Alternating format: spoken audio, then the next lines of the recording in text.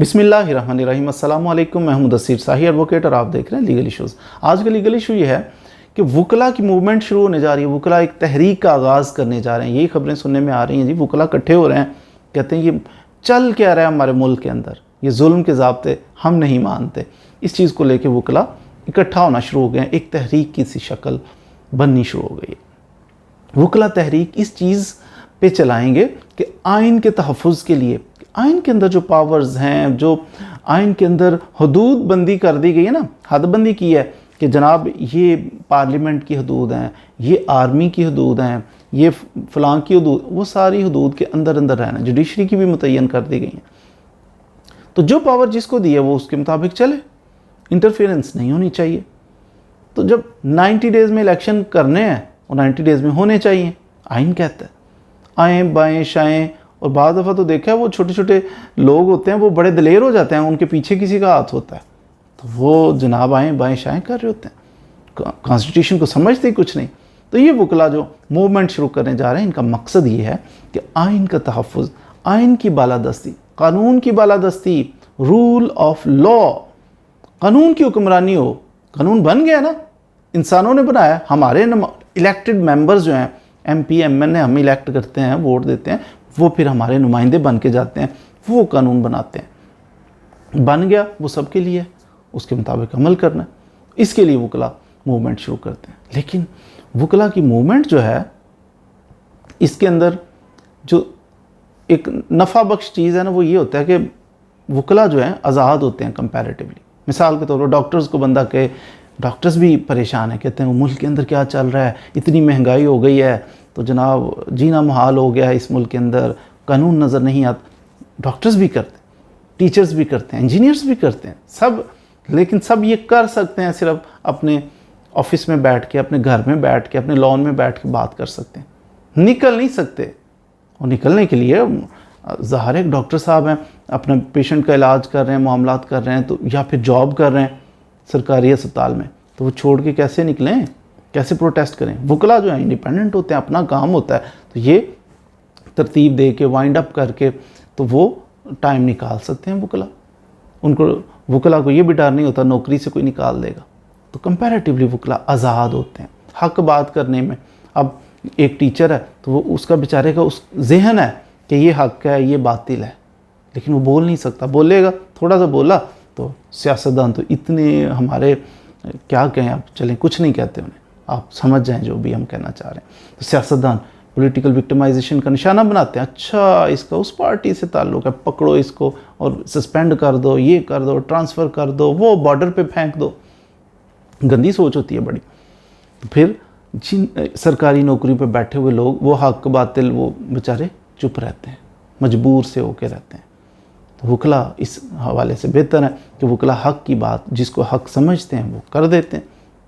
तो वकला भी आइन के तहफ़्फ़ुज़ के लिए, कानून की हुक्मरानी के लिए वकला यूनाइट होते हैं, बात करते हैं, और इनकी बात में असर भी होता है, ताकत भी होती है। इंडिपेंडेंट होते हैं, इनकी बात में ताकत, यूनिटी भी होती है, इनकी बात में फिर वज़न होता है। लेकिन वकला की तहरीकों को नुकसान कौन सी चीज़ पहुँचाती है? जब ये इनकी यूनिटी में थोड़ा सा बस दरार डाल दें, फिर देखें उनकी मूवमेंट कमज़ोर हो जाती है। ये टोटका नहीं मैं बता रहा, मैं फैक्टर्स कर रहा हूँ। बहरहाल बताना हमने किसी को क्या, सबको खुद ही पता है कि ये टोटका बड़ा आजमूद है। वकला की शायान शान नहीं है कि वकील साहब जो हैं वो किसी पार्टी के जनाब बन के जिएँ, नहीं। बार इंडिपेंडेंट होती है, वकला इंडिपेंडेंट। यही तो वकला का हुस्न और इनकी पावर है कि इंडिपेंडेंट होते हैं।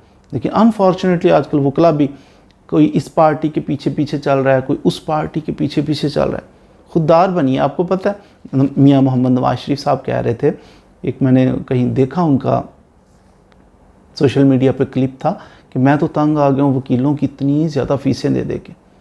अब ये उनको कोई वज़न है पैसे का, कितना पैसा होगा उनके पास, पैसे का ही तो सारा इशू है उनके ख़िलाफ़। तो वो बंदा कह रहा है कि वकला की फ़ीसें दे दे के मैं परेशान हो गया हूँ। तो वकील एक लेवल होता है वकील साहब का कि वो उनको भी परेशान कर देते हैं। तो वकील साहब का काम ये कभी भी नहीं है कि वो एक किसी का ना टाउट बन के जिए, बस हक और सच की बात करे वकील, उसको यही ज़ेब देता है, वो किसी भी पार्टी का। आजकल आपने देखा पीपल्स पार्टी, वो बड़ा अच्छा खूबसूरत बोल रहे हैं माशाल्लाह। वो कहते हैं कि नहीं जी कानून की हुक्मरानी होनी चाहिए, 90 डेज़ में इलेक्शन होने चाहिए, ये होना चाहिए, खूबसूरत अच्छी बातें कर रहे हैं। और पीछे चंद माह पीछे अब चले जाएं तो फिर उनका भी हाल इसी तरह का, नहीं PDM ओके यस बॉस यूँ ही चल रहे थे। तो ये पिक एंड चूज़ नहीं, हक पे हो तो हक पे हो, बातिल के साथ चलना है तो फिर चलते ही रहो बातिल के साथ। तो बहरहाल जी ये सिलसिला जो है वुकला को ये चीज़ें ज़ेब नहीं देती, वुकला की यूनिटी को डिस्टर्ब करती है ये चीज़ जब वो कहते हैं नहीं जी मेरा तो फ़लाँ पार्टी सियासी पार्टी से ताल्लुक़ है, मेरी मजबूरियां हैं तो मैं अब बात नहीं कर सकता।